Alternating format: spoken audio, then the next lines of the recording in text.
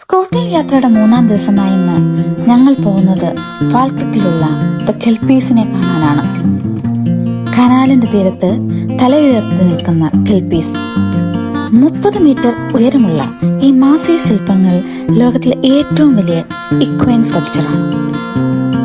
Scottish മെത്തഡോളജിയിലെ രൂപം മാറുന്ന അപകടകാരിയായ ജലാത്മാവിന്റെ പേരാണ് കെൽപി. പക്ഷേ ശില്പി ആൻഡി സ്കോട്ട് ഇതിനെ മാറ്റിയെഴുതി. കനാലിൽ ട്രാൻസ്പോർട്ടേഷൻ ഉപയോഗിച്ചിരുന്ന ക്ലൈഡസ്റ്റൈൽ കുതിരകൾക്കുള്ള ഒരു ട്രൈബ്യൂട്ടാണിത്. ശരിക്കും ഒരു ബ്യൂട്ടിഫുൾ ആർട്ട് പീസ്. അവിടെ നിന്ന് നമ്മൾ വരുന്നത് ഫാൽക്രിക് വീൽ എന്ന ഫ്യൂച്ചറിസ്റ്റിക് നിർമ്മിതിയിലേക്കാണ്. ഇതാണ് ലോകത്തിലെ ഒരേ ഒരു കറങ്ങുന്ന ബോട്ട് ലിഫ്റ്റ്. പണ്ട് ഈ കനാലുകൾ തമ്മിൽ ബന്ധിപ്പിക്കാൻ 11 ലോക്കുകൾ ഉണ്ടായിരുന്നു.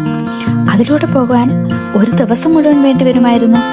എന്നാൽ ഈ എഞ്ചിനീയറിംഗ് ജീനിയസ് വന്നതോടെ കപ്പലുകൾ വെറും 5 മിനിറ്റിനുള്ളിൽ 35 മീറ്റർ ഉയരത്തിലേക്ക് എത്തുന്നു. ഇത്രയും ഭാരമുള്ള ഒരു വീൽ കറങ്ങാൻ വെറും 8 കെറ്റിൽ വെള്ളം തിളപ്പിക്കാൻ വേണ്ടത്ര കറണ്ട് മാത്രമേ ആവശ്യമുള്ളൂ എന്നതാണ് ഏറ്റവും വലിയ ഇൻട്രസ്റ്റിംഗ് ഫാക്ടർ. ഈ സാങ്കേതിക വിദ്യ ഇന്നും പുതിയ തലമുറയ്ക്ക് വേണ്ടി അവർ പരിപാലിച്ചു വരുന്നു. ഇത് പഴയ ഹിസ്റ്ററിയെയും പുതിയ ടെക്നോളജിയെയും ഒരുമിപ്പിക്കുന്ന ഒരു മിറക്കിൾ തന്നെയാണ്.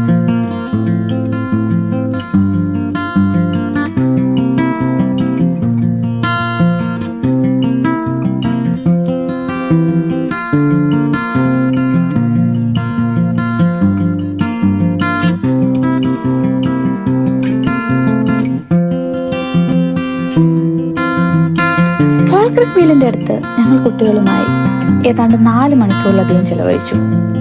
അവർക്ക് വലിയൊരു കൗതുകമായിരുന്നു ഈ കാഴ്ച.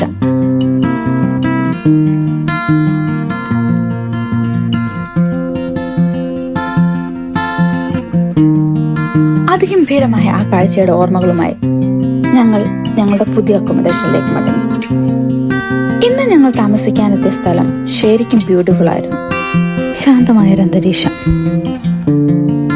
സ്കോട്ട്ലൻഡ് യാത്രയുടെ ലാസ്റ്റ് നൈറ്റ് ഇതായതുകൊണ്ട് നഗരത്തിലേക്കും പഴയ ജോലി തിരക്കുകളിലേക്കും മടങ്ങാനുള്ള ഒരു സങ്കടം ഞങ്ങളുടെ മനസ്സിൽ അലയടിച്ചു തുടങ്ങി.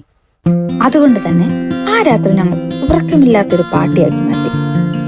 ശാന്തമായ ആ അന്തരീക്ഷത്തിൽ ഞങ്ങൾ ഡാൻസും പാട്ടും ചിയേഴ്സും ഒക്കെ ആയിട്ട് വലിയൊരു സെലിബ്രേഷൻ തന്നെ നടത്തി. തിരക്കിട്ട ജീവിതത്തിലേക്ക് മടങ്ങേണ്ടതിനെ കുറിച്ച് ചെറിയ വിഷമങ്ങൾക്കിടയിലും ആ നിമിഷങ്ങൾ ഞങ്ങൾ പരമാവധി എൻജോയ് ചെയ്തു. സ്കോട്ട്ലൻഡിന്റെ സൗന്ദര്യം സമ്മാനിച്ച ആ നല്ല ഓർമ്മകളെ നെഞ്ചിലേറ്റിക്കൊണ്ട് അടുത്ത ദിവസം യാത്രകൾക്കായി ഞങ്ങൾ തയ്യാറെടുത്തു.